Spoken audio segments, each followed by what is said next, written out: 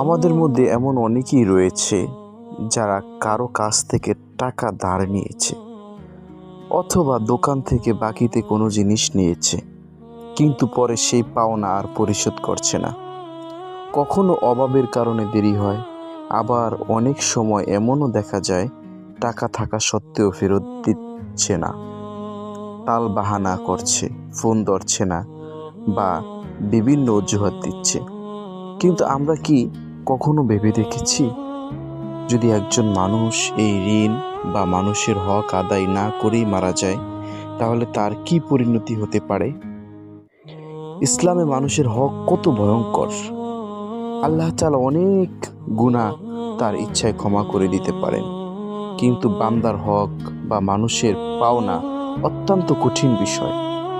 কারো টাকা, সম্পদ বা অধিকার অন্যায়ভাবে আটকে রাখা বড় গুনাহ।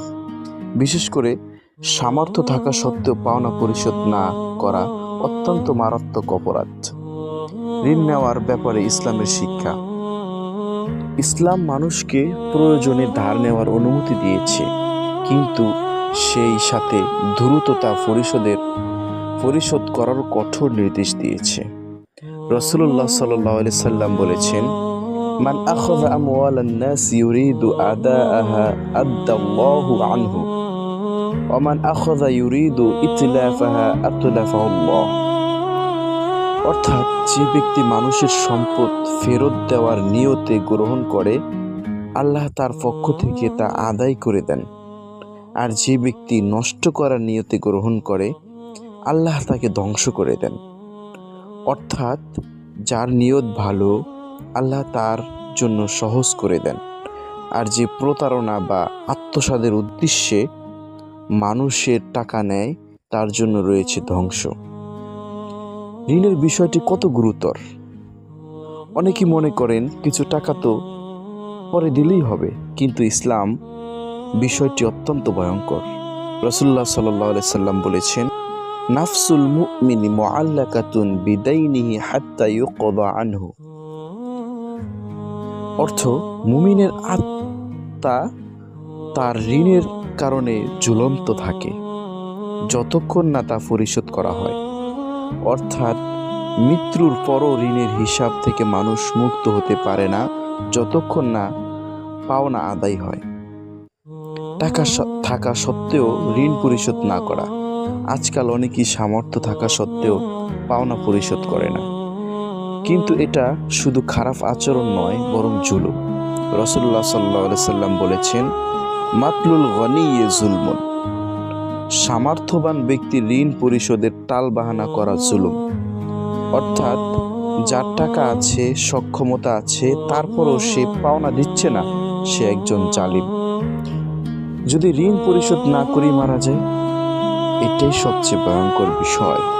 কিয়ামতের দিন আল্লাহ তাআলা মানুষের হক কঠিনভাবে আদায় করবেন। দুনিয়ায় কেউ কাউকে ঠকিয়ে পেয়ে গেলেও আখিরাতে কোনো ছাড় নেই। রাসূলুল্লাহ সাল্লাল্লাহু আলাইহি সাল্লাম বলেছেন, আতাদরুনা মিনাল মুফলিস। তোমরা কি জানো নিঃস্ব কে?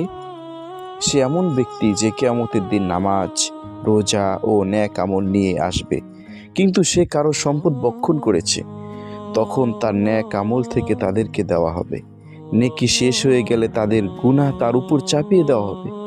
ভাবুন, দুনিয়ার সামান্য কিছু টাকা ফেরত না দেওয়ার কারণে আখিরাতে নিজের নামাজ, রোজা, তাহাজ্জুদ ও নেক আমল অন্যকে দিতে হতে পারে। তাই আমাদের কি করা উচিত? কারো কাছ থেকে ধার নিলে দ্রুত পরিশোধ করার চেষ্টা করা, দোকান বা মানুষের বাকি টাকা সময় মতো আদায় করা, সামর্থ্য থাকা সত্ত্বেও দেরি না করা, মৃত্যুর আগে মানুষের হক পরিষ্কার করে যাওয়া। যদি অভাব থাকে, অন্তত ফেরত দেওয়ার সত্য নিয়ত রাখা, কাউকে কষ্ট দিয়ে বা ঠকিয়ে টাকা আত্মসাৎ না করা। শেষ কথা, মানুষের হক খুবই গুরুত্বপূর্ণ, খুবই ভয়ঙ্কর বিষয়। নামাজ, রোজা, তাহাজ্জুদ সব আমল থাকা সত্ত্বেও বান্দার হকের কারণে মানুষ ক্ষতিগ্রস্ত হতে পারে। তাই আসুন আমরা কারো পাওনা নিজেদের কাছে আটকে না রাখি, যার হক আছে তাকে তার হক ফিরিয়ে দেই, দুনিয়াতে হিসাব পরিষ্কার করে নেই। আল্লাহ তাআলা আমাদের সবাইকে মানুষের হক আদায় করার তৌফিক দান করুন। আমিন। অন্যদের সচেতন করতে ভিডিওটি শেয়ার করুন। হয়তো আপনার একটি শেয়ার করার কারণে হক আদায়ের কারণ হয়ে যাবে ইনশাআল্লাহ।